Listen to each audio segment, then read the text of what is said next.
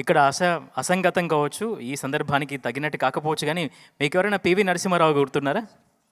మన మాజీ ప్రధాని, భారతరత్న మొన్నే వచ్చింది. ఆయన గురించి ఒక విషయం ఏంటంటే, ఆయన ఇక్కడే మన కరీంనగర్ జిల్లాకు చెందినవారు. ఆయనకి 18 భాషల్లో ప్రావీణ్యం ఉంది. Once the people came from Spain, they were struggling to speak in English and he started speak in Spanish. So Telugu వాళ్ళం ఇంకా కొంచెం తెలుగు భాష నేర్చుకోవాల్సిన అవసరం ఉంది. అమ్మాయిలు తెలుగుతో పాటుగా ఇంగ్లీష్తో పాటుగా తెలుగు కూడా మాట్లాడాలి. సో చాలామంది పిల్లలకి తెలుగు రావట్లా. సో మన భాష మనకి జీవనది. అంటే we can learn any language in the world if you can speak Telugu. If you can speak mother tongue well, you can learn any language in the world. But unfortunately many of them are unable to pick up the language of mother tongue. So కాబట్టి ఇక్కడ చాలా అమ్మాయిలు చాలా సంప్రదాయబద్ధంగా next generation represent చేస్తూ ఉన్నారు. కాబట్టి తెలుగు కూడా నేర్చుకోవాలి, తెలుగు మనం మాట్లాడాలి. అయితే నెక్స్ట్ మన ఐటమ్ గురించి సుభాష్ గారు, వారి నాన్నగారు, స్నిగ్ధ నాన్నగారు, వారు ఆ అంశం గురించి తెలియజేస్తారు. Please welcome with your big round of applause. అందరికీ నమస్కారం. ఫస్ట్ ఆఫ్ ఆల్ నా ఆహ్వానాన్ని మన్నించి అందరూ మీ టైం తీసుకొని, ఈరోజు బిజీ షెడ్యూల్ ఉన్నా కూడా, ఆఫీస్ వర్కింగ్ డే అయినా కూడా, సో నా గురించి చాలామంది హాఫ్ డే లీవ్ పెట్టి మరీ వచ్చారు. Thank you very much. Okay, so మా డాటర్ని బ్లెస్ చేయడానికి, ఓకే, సో ఆమె పర్ఫార్మెన్స్ చూసి ఆనందించి ఆశీర్వదించడానికి వచ్చారు. I'm very bless. Thank you very much for each and every one. Sir ఇప్పుడే మెన్షన్ చేశాడు. సో భారత మాజీ ప్రధాని పివి నరసింహారావు సార్. పివి నరసింహారావుకి నాకు ఒక లింక్ ఉంది సార్. మేమిద్దరం పుట్టింది ఒకే ఊరు. పివి నరసింహారావు అమ్మమ్మ ఊరు, మా అమ్మమ్మ ఊరు ఒకటేనండి. సో నేను అది గర్వంగా చెప్పగలను. లక్నేపల్లి, సో పక్కపక్క ఊర్లు, రామవరం. ఓకే, సో పివి నరసింహారావుతో నాకు లింక్ ఉంది. Okay, so next Snigdha perform చేసే ఒక అంశము భగీరథ ప్రయత్నము. మనం ఎవరైనా కూడా ఏదైనా సాధించాలి అన్నప్పుడు భగీరథునితో పోల్స్తామండి. భగీరథుడు. సో ఈ భగీరథుడు ఏం చేశాడు? అసలు భగీరథుడు ఎవరు అంటే మనందరికీ శ్రీరాముడు తెలుసు, పురుషోత్తముడు శ్రీరామ్. అందరూ ఒకసారి జై శ్రీరామ్ అని చెప్పండి. జై శ్రీరామ్. జై శ్రీరామ్ వంశానికి చెందినవాడే భగీరథుడు. జై శ్రీరామ్, శ్రీరాముడు పుట్టింది ఈక్వాక్షుల వంశం. యాక్చువల్గా ఈ వంశం సూర్యవంశం అంటారు. సూర్యవంశము కొడుకు మనువు కొడుకు ఇక్ష్వాకుడు. సో అందుకే రాముని ఎప్పుడైనా కూడా మనం కీర్తించినప్పుడు ఇక్ష్వాకు కులతిలక అని కీర్తిస్తాము. ఓకే, సో ఈ రాముని వంశ పారంపర్యంలో ఎంతోమంది మహానుభావులు ఉన్నారండి. సో మనకి రఘు వంశం కూడా అంటాము. అంటే రఘు కూడా ఒక చక్రవర్తి, ఇదే వంశానికి చెందినవాడు. సో అతను కూడా ఎంతో గొప్ప రాజు అనమాట. సత్యానికి మారు పేరైన సత్య హరిశ్చంద్రుడు కూడా ఈ వంశంలో పుట్టినవాడే. ఓకే, సో ఇటువంటి వంశంలో ఎంతోమంది గొప్ప వాళ్ళు పుట్టారు. ఈ వంశంలో ఒక 17వ రాజు, ఇప్పుడు శ్రీరాముని తాత యొక్క ముత్తాత సగరుడు అనమాట. ఈ సగరునికి 60,000 మంది కొడుకులు. అప్పట్లో ఈ సగరుడు ఏం చేసేవారంటే అశ్వమేధ యాగం అని చేసేవాళ్ళండి రాజులు. అశ్వమేధ యాగం అంటే ఒక గుర్రానికి యజ్ఞం చేసి వాళ్ళ గుర్రాన్ని వదిలేస్తారనమాట. ఆ గుర్రము ఎంత రాజ్యం, భూమి మీద ఎంత ఏరియా తిరిగితే ఆ రాజ్యం వాళ్ళ ఆధీనంలోకి వస్తుంది అన్నట్టు. ఆ గుర్రాన్ని ఎవరైనా పట్టుకున్నారంటే వాళ్ళు అతనితో యుద్ధమైనా చేయాలి, లేదంటే శరణైనా వేడుకోవాలి. సో ఈ సగరుడు అశ్వమేధ యాగం చేసినప్పుడు గుర్రాన్ని వదిలేసినప్పుడు ఆ గుర్రం ఏం చేసిందంటే అండి, కపిల మహర్షి అని ఒక మహర్షి ఉండేవాడు. అతని ఆశ్రమంలో పోయి అక్కడ గడ్డి తింటూ ఉండింది. అతని కొడుకులు 60,000 మంది. సో ఆ గుర్రాన్ని వెతుకుంటూ వెళ్తే అక్కడ గుర్రం ఉంది కపిల మహర్షి ఆశ్రమంలో. అప్పుడు వాళ్ళు ఏమనుకున్నారంటే ఈ మహర్షి బంధించాడేమో గుర్రాన్ని అని. ఆ మహర్షి తపస్సులో ఉన్నాడండి. మహర్షిని ఈ గుర్రాన్ని వదిలేయి అంటే పాప మహర్షి తపస్సులో ఉన్నాడు. అతని తపస్సుకు భగ్నం కలిగింది. సో వెంటనే కోపంతో ఆ 60,000 మందిని భస్మం చేశాడండి. అక్కడికక్కడే బూడిదైపోయారు. సో వాళ్ళ ఆత్మలు క్షోభిస్తున్నాయి, వాళ్ళకు పుణ్యలోకాలు ప్రాప్తి కలగలేదు. సో ఇప్పుడు వాళ్ళకి పుణ్యలోకాల ప్రాప్తి కలగాలి, ఆత్మకి శాంతి చేకూర్చాలి అంటే సో వాళ్ళని గంగలో కలపాలి. సో తర్వాత తరం రాజులు అతని సగరుని తర్వాత 3 తరాలు కూడా చాలా ప్రయత్నం చేశారు. ఏది గంగ గురించి వాళ్ళకి ఆత్మకి శాంతి చేకూరుద్దామని. కానీ ఎవ్వరి వల్ల కాలేదు. భగీరథుడు వచ్చాడు తర్వాత తరంలో. ఈ భగీరథుడు కూడా తపస్సుకు పూనుకున్నాడు. చాలా ఏళ్ళు తపస్సు చేశాడు. పట్టు వదలకుండా తపస్సు చేశాడు. చేసిన తర్వాత గంగాదేవి ప్రసన్నమైంది. గంగాదేవి నేను వస్తాను భూమి మీదికి అని ఒప్పుకుంది. కానీ గంగాదేవి ఏమన్నదంటే, నేను వచ్చే వేగం మనకి ఇప్పుడు హైదరాబాద్లో 10 సెంటీమీటర్ 20 సెంటీమీటర్ వర్షం పడితేనే అతలాకుతలం అయిపోతుంది. మరి నేను వచ్చే వేగం చాలా ప్రచండంగా ఉంటుంది. ఆ వేగాన్ని నీ భూమి తట్టుకోలేదు. కాబట్టి ఈ తట్టుకునే ఫోర్స్ ఏదన్నా కావాలి, లేదంటే భూమి అతలాకుతలం అయిపోతుంది అని చెప్పినప్పుడు మళ్ళీ దీనికి తరుణోపాయం గంగాదేవిని అడిగితే అప్పుడు గంగాదేవి చెప్తాడు, పరమశివుని గురించి తపస్సు చేయంటే మళ్ళీ తపస్సు చేస్తాడు. మళ్ళీ కఠోర తపస్సు చేస్తే పరమశివుడు కూడా సంతోషపడి అప్పుడు ఏమి భగీరథ అంటే, ఇలా మా పూర్వీకులండి వాళ్ళు భస్మం అయిపోయినారు, బూడిదైపోయినారు, వాళ్ళ ఆత్మలు క్షోభిస్తున్నాయి, వాళ్ళకి పుణ్యలోకం ప్రాప్తి లేదు. కాబట్టి వాళ్ళకి పుణ్యలోక ప్రాప్తి కలగాలంటే వాళ్ళ బూడిద ఇప్పుడు గంగా నదిలో కలపాలి. గంగా నది రావడానికి రెడీగా ఉంది, కానీ ఆ వేగాన్ని తట్టుకునే శక్తి భూమికి లేదు. సో మీరే ఏదైనా ఒక ఉపాయం చెప్పాలి అన్నప్పుడు శివుడు ఆలోచించి ఈ జుటాజుటంలో గంగాదేవిని దునుకుమని చెప్తాడు. సో ఈ శివుడి జుటాజుటంలో రెగ్యులేటర్ అనమాట గంగాదేవికి. It's kind of a regulator. అప్పుడు గంగా శివుడి తల మీద దునికి, అప్పుడు మీరు ఎప్పుడైనా గమనిస్తే శివుడి ఫోటోలో అప్పటి వరకు జుట్టు ఇలా ఉంటుంది. ఎప్పుడైతే గంగ దునుకుతుందో అప్పటి నుండి శివుడి జుట్టు ఇలా ఉండి పైనుండి గంగ మెల్లిగా భూమి మీదకి వస్తుందండి. అప్పుడు ఆ భూమి మీదకి వచ్చినప్పుడు వాళ్ళ బూడిద మీ నుండి వెళ్ళి వాళ్లకు పుణ్యలోకాలు ప్రాప్తిస్తాయి. ఇది భగీరథ ప్రయత్నం, భగీరథుని తపస్సు. వాళ్ళ పూర్వీకులకు అతను ఒక పుణ్యలోకాల ప్రాప్తి కలిగించండి. దీని నృత్య రూపకమే, దృశ్య రూపమే ఇప్పుడు శంభో జయశంభో నృత్యం ద్వారా స్నిగ్ధ పర్ఫామ్ చేయకపోతుంది. సో మీరు ఈ కథను చూడొచ్చు ఆమె నృత్య రూపంలో. థ్యాంక్ యూ వెరీ మచ్ అండి. థ్యాంక్ యూ సుభాష్ గారు. అంటే మీ అమ్మాయి పదంతో నర్తించబోతుంది, మీరు పదంతో నర్తించేశారు. అంటే పదం అంటే మాట అనే అర్థం ఉంది, పాదం అనే అర్థం కూడా ఉంది. సో వాళ్ళ అమ్మాయి పదంతో నర్తించబోయే ముందు ఆయన పదంతో నర్తించారు. సో ధన్యవాదాలు సుభాష్ గారు. ఒకసారి గట్టిగా చప్పట్లతో. చాలా అంటే మీరు ఎంఎన్సీలో పనిచేస్తున్నారంటే ఎవరు నమ్మట్లేదు, ఇక్కడ మీరు పండితులుగా పనిచేస్తున్నారేమో అనుకుంటున్నారు. సో మీరు కూడా చాలా ప్రాక్టీస్ చేస్తుంటారు, సాధన చేస్తుంటారు. ధన్యవాదాలు. నెక్స్ట్ ఐటెం గురించి చెప్పడానికి ఆహ్వానిస్తున్నాను.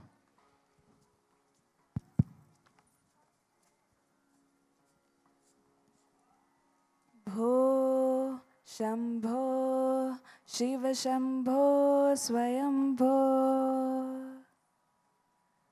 The syllables that awaken the soul itself. The sacred composition in Raga Revati, set to the steady rhythm of Adi Talam, was created by a revered saint, Pujya Swami Dayananda Saraswati. In every echo of Bhoshambho, there lies the heartbeat of creation. It's not merely a song, it is a salutation to the eternal, to the Lord of dance, Nataraja, who moves the universe with a cosmic gesture. He, the creator and the destroyer, the stillness and the motion, the silence before sound and the sound within silence. In his dance, the Ananta Tandava, the stars revolve, the oceans rise and fall, the life itself flows like a sacred river. Bhoshambho is not a cry, it is a call of surrender, a call that says, "O Lord Shankara, let me dissolve in your rhythm, let my ego melt in your light, let every cell in my body dance to your will." Each syllable, Bho Shambho, is a pulse of devotion, the whisper of every devotion seeking liberation. When we utter Bho Shambho, we awaken the divinity within, and for a moment we become one with the supreme dancer himself. And now, through Abhinaya and Rita, Snigdha becomes the devotee, and the devotee becomes the divine. Every gesture is a prayer, and every glance is a chant. Every step, a heartbeat to the universe. Long ago, King Bhagirath wished to bring the holy river Ganga from heaven to earth. He wanted her to flow over the ashes of his ancestors so their souls could reach heaven. With great devotion, Bhagirath began a long and difficult penance to please Lord Brahma. Moved by his prayers, Brahma appeared before him and granted his wish. But there was one problem. Ganga's mighty force was too powerful for the earth to bear. Brahma said that only Lord Shiva could control her strength. So, Bhagirath began another penance, this time to please Lord Shiva. When Shiva appeared, Bhagirath requested to receive Ganga in his matted hair. As Ganga descended from heaven with great pride and power, Lord Shiva gently trapped her in his thick locks and tamed her flow. Then he released her in calm streams, letting her flow peacefully on earth. Bhagirath led her along, and when Ganga touched the ashes of his ancestors, they were freed and rose to heaven. From that day, Ganga was also called Bhagirathi, in honor of Bhagirath's great effort. This is the story of Bhagiratha Prayatnam, the power of devotion, patience, and determination. So now, let us welcome Snigdha Hamsa to perform this powerful Kirtanam.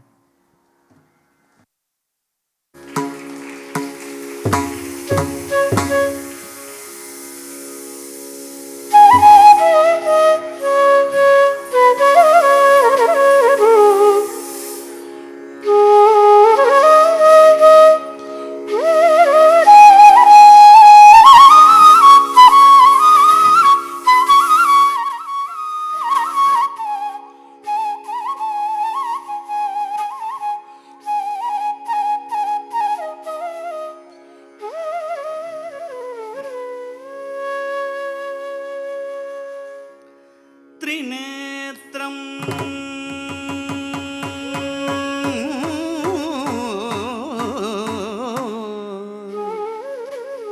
చతుర్భుజం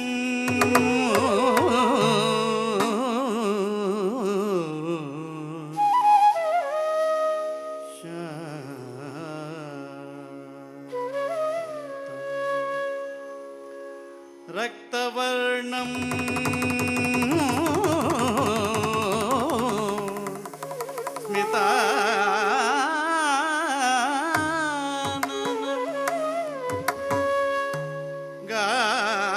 గారుఢం పదపత్రం చ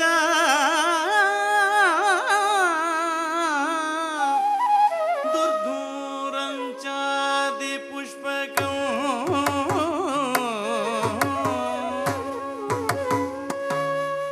గంగా చంద్ర సమాయుక్తం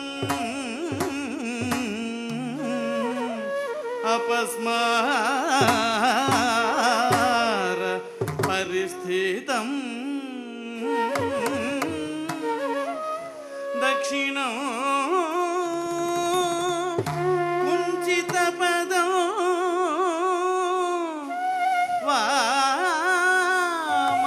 వామపాదం చ సముద్రుతం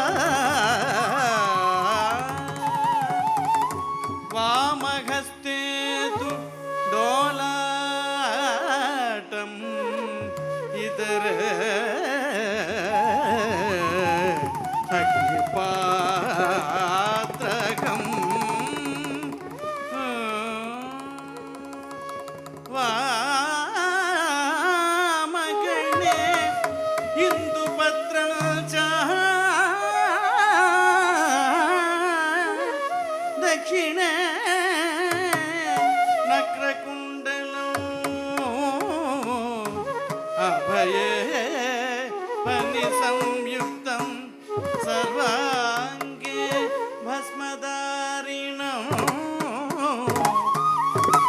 ఏవం నటేశమద్యంతం జ్ఞానమంత్రేణ పూజయే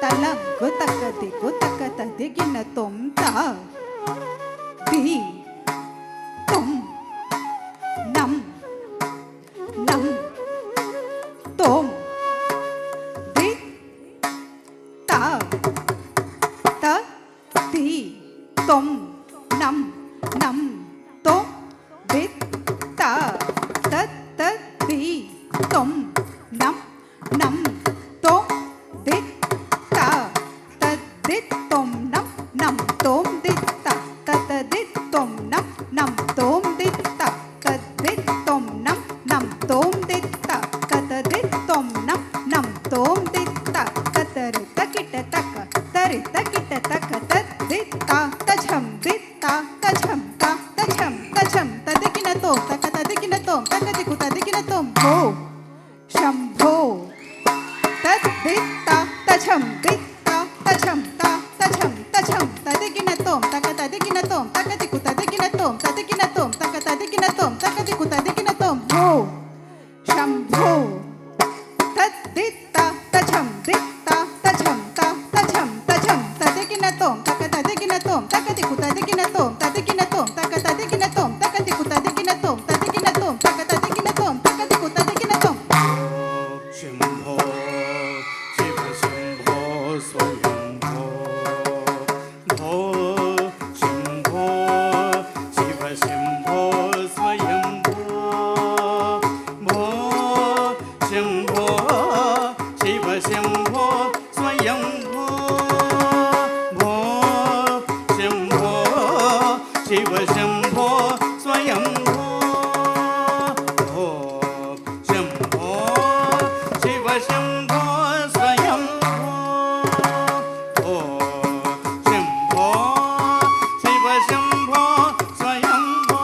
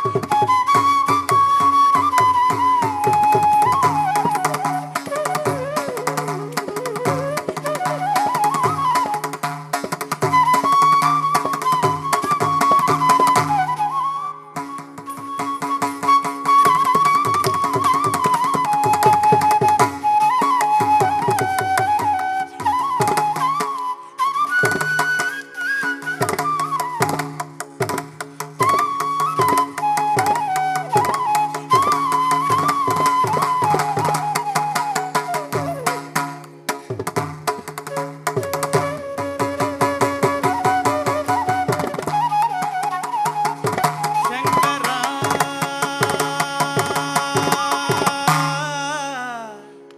సదా శివా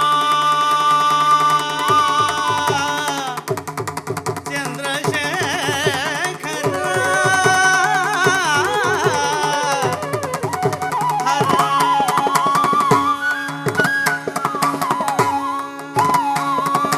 గంగాధర శంకర కరుణాకర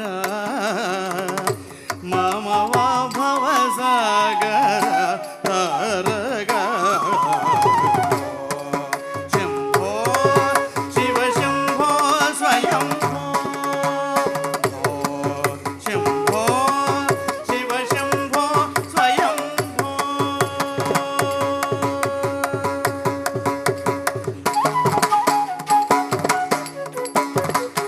నిర్గుణ పరబ్రహ్మ స్వరూప గమ గమ భూత ప్రపంచ రహిత నిజ గుహ నిహిత నితాంత ఆనంద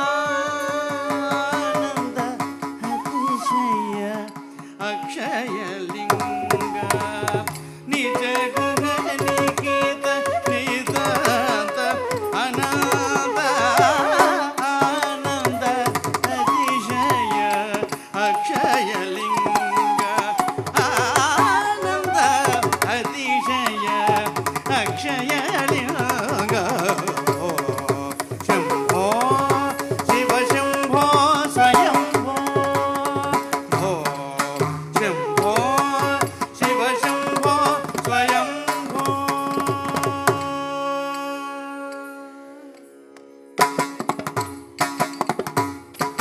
ధిమిత ధిమిత ధిమి ధిమి కిట కిట తుం తుం తుం దరి కిట కిట